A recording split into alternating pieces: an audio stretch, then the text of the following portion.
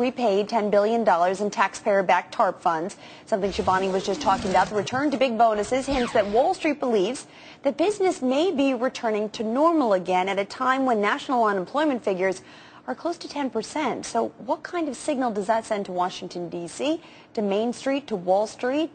Does it mean things are getting better? Steve Ellis, Vice President for Taxpayers for Common Sense, and Dan Shaffer, President of Shaffer Asset Management, is here with me. Good morning, gentlemen. Good to see you guys. Good morning. Dan, does this mean things are back to normal? Absolutely not. This means that they took our money, or the government's money, made money with it, and now paying it out to their employees. It absolutely does not make sense, and the American public should be outraged with what's going on. We have unemployment numbers coming out this morning that are not going to look good. We have a stock market that's moving up the last 100 days that doesn't look right and normal, as we talked about before. And these banks, now that Bear Stearns is not around and Lehman's not around anymore, they're going to make hand-over-fist amounts of money, and then they use the TARP money to make this money. Doesn't make sense at all when everybody is losing their jobs. I just read apartments in New York City are down 13%, biggest decline in 10 years. I mean, what's going on here? How could they be making this kind of money and everybody else around the world is falling apart? Steve, is it an example, at least in the short term right now, of a lesson not learned? Because part of what we were trying to correct about the system was making sure that we weren't compensating people for short-term levels of performance. Right. No, absolutely. I mean, it seems like all of a sudden you have a couple good quarters and things are looking a little bit better in certain sectors, and they're really quick with the checkbook and writing checks. Whereas, as just pointed out, many Americans are really struggling to make ends meet, or sitting around the dinner table figuring about their mortgage check, worried that their house isn't worth nearly as much as it was a couple years ago. And then it seems like the banks are thinking that happy days are here again and are ready to sign huge bonuses and paychecks.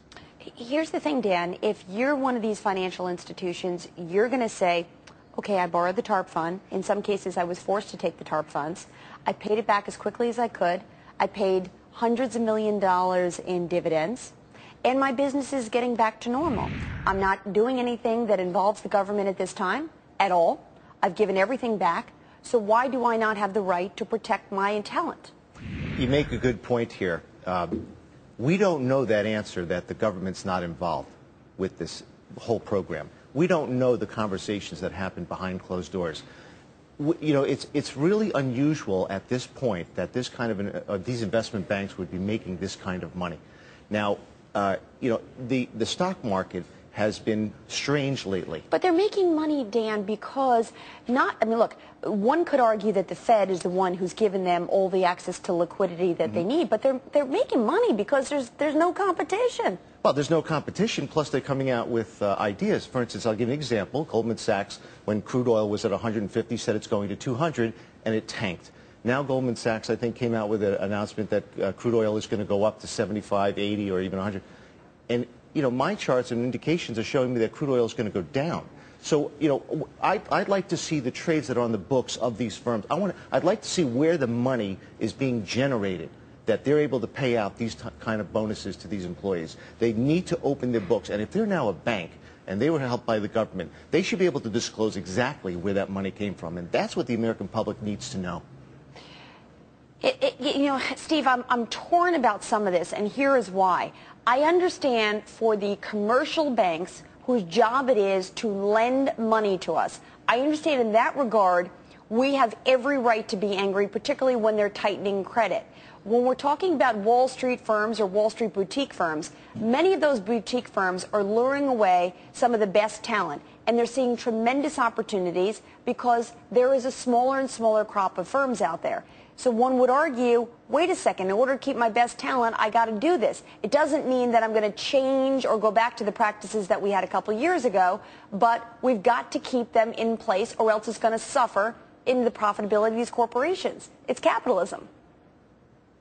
Well, no, it is capitalism, although I would point out that they were paying huge bonuses to retain top talent a few years ago, and look where it got a lot of these institutions. Essentially we had the whole meltdown in the financial sector, made very bad decisions, had all the CDOs and CDSs and all the issues around that. And so, I think that there is this sort of legend that is around here that you have to do this or you're going to fail to keep up with the Joneses. I mean, I think sometimes in the past, retaining top talent, well, that top talent wasn't exactly top talent. Yep. And so, but Great even point. beyond that, I think, even beyond that, I think these companies have to recognize that they're under the microscope. I mean, it's not just the pay-czar, it's that America and Main Street is looking at it, and if they want to be at least a little less contemptible in the public's eye, they need to be very savvy about how they deal with the situation. Yeah, and look, and Dan, there are guys like Jamie Dimon who are saying, I'm not going to pay these packages. Right. Because I'm in good financial shape, and therefore I don't feel the need to lure people to stay at my firm by offering them multi-year contracts. Yeah, and further along on that point, there are a lot of very talented people that are out of work.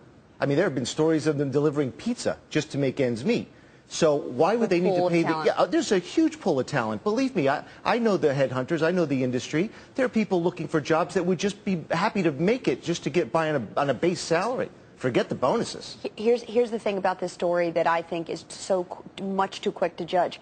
We might have seen 2 good quarters of profitability, but that does not guarantee that the second half of the year is going to look anything like the first half of the year. So stay tuned. I don't think we'll be talking about this same conversation 6 months from now. We'll see. All right. I agree. Dan and Steve.